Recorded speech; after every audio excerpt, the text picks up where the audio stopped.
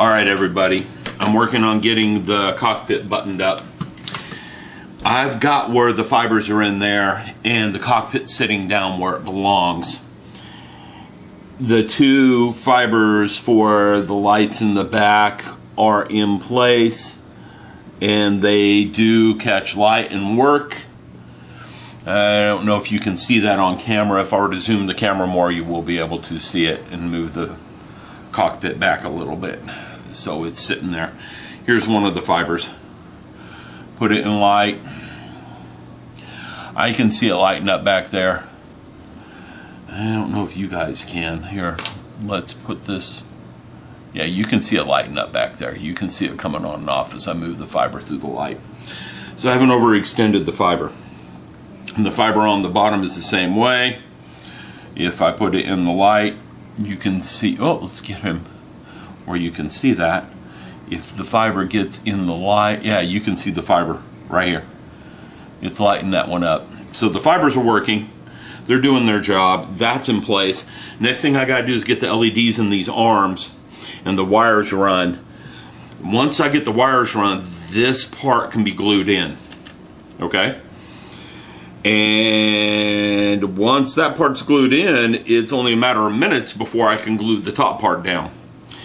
The only other thing I got to do is I got to get two LEDs down here in light can. No, we're off camera. I got to get two LEDs in the bottom down here in light cans.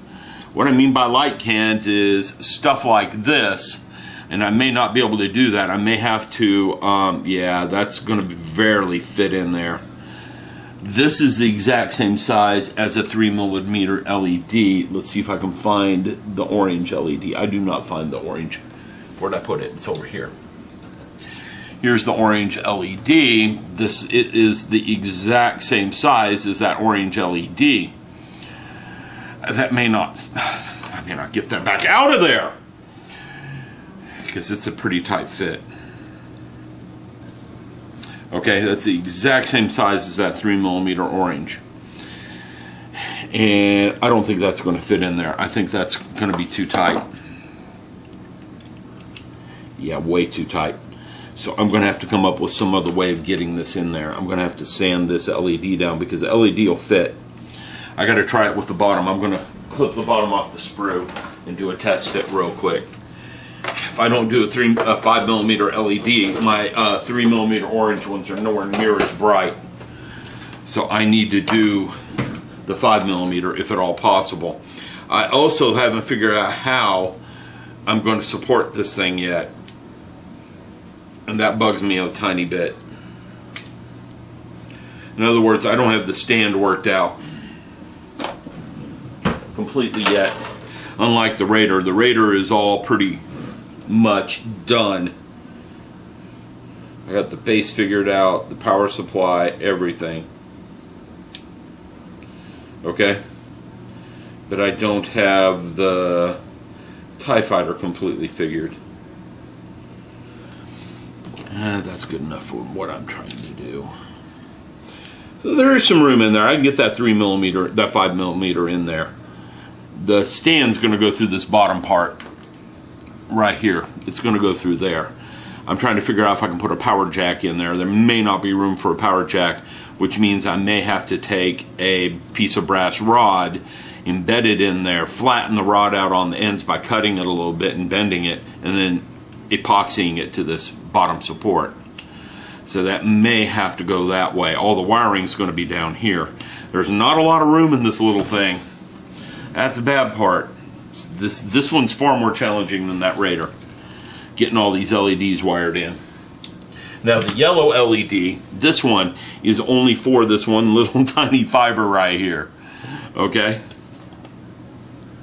We have this tiny fiber right here, and that's for this little yellow LED. That can button up in there almost anywhere. It'll be simple to do.